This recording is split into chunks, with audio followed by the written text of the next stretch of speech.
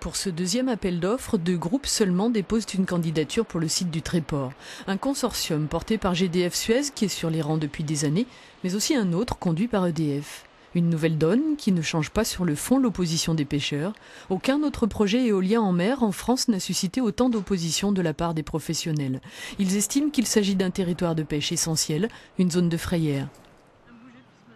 Ce qui est évident, ce qui ne changera pas, c'est qu'il y aura forcément une transformation des fonds marins par rapport à ça.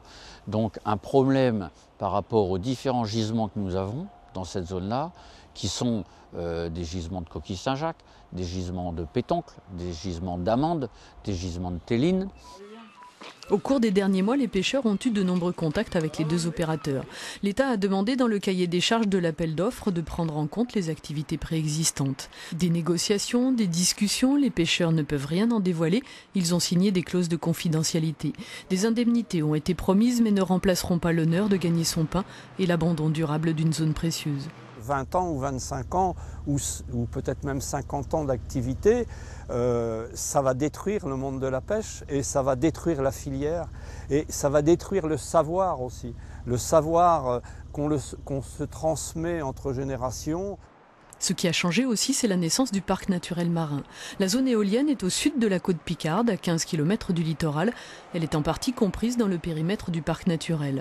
Son président, Christian Manable, favorable au projet, espère tout de même peser dans le choix final. N'ayant pas de port en eau profonde, voilà, les bateaux pour la construction et aussi j'en ai peur pour la maintenance seront plutôt basés en Normandie. Le raccordement se fera également en Normandie. Donc il faut absolument que l'on se fasse entendre pour avoir quand même le maximum de retombées financières. EDF, allié à Alstom, propose d'installer son éolienne nouvelle génération, montée en mer il y a quelques jours en Belgique et exceptionnellement puissante, une 6 MW. GDF a de son côté l'avantage de l'antériorité sur place avec la Compagnie du Vent. Et elle sort aujourd'hui du secret une machine Areva encore plus puissante, une 8 MW, ce qui réduirait à 62 le nombre d'éoliennes installées au Tréport.